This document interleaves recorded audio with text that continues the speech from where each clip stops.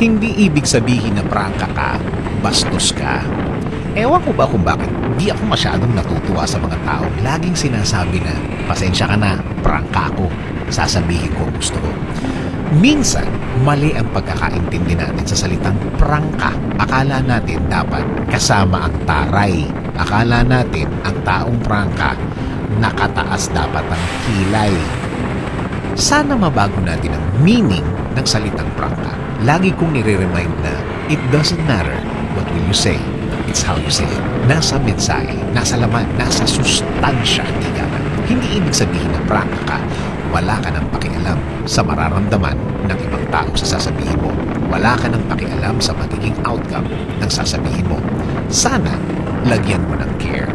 Lagyan mo ng pagmamahal. Lalo na, mahal mo naman o may care ka naman sa taong kausap mo.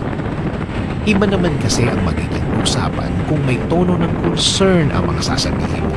Pwede mong umpisahan sa, may sasabihin ako sa iyo. Sana maintindihan mo para sa iyo din naman ito.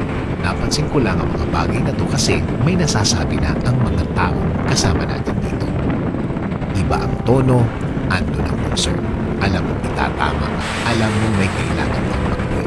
Alam mo gusto ka lang niyang mapabuti. Alam mo gusto ka lang maging maayos. Again, it doesn't matter what you say. It's how you say it.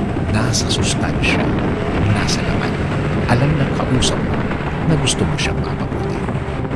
Alam mo ba na may mga tao natatandaan nila ang mga salitang ginamit mo nung kausapin mo siya at natandaan din niya ang tonong ginamit mo nung kausapin mo siya?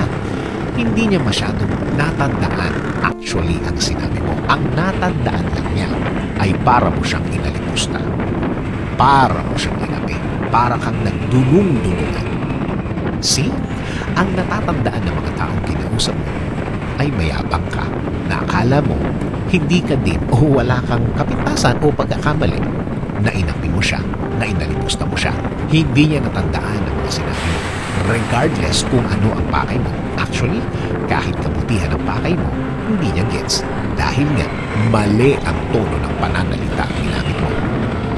Sa halaman, sa mga nag-aalaga ng mga halaman, alam na alam ang sasabihin ko, mga plantito at plantita. Kapag kinausap mo ng mahinahon ang mga halaman na inaalagaan mo, mahinahon at sincere, mas lalago ang mga halaman ito. Imagine mo na lang kung ano ang epekto ng mga kind and calm words, mga salitang mahinahon sa isang tao. Makakaasa ka na makikinig siya. Magiging bukas ang puso at isipan niya sa mga sasabihin mo dahil may tono ng concern, may tono ng pagmamahal, at may tono na gusto mo siyang mapabuti na tono. Sabi nga sa Proverbs 15:4, the soothing tongue is a tree of life, but the perverse tongue crushes the spirit.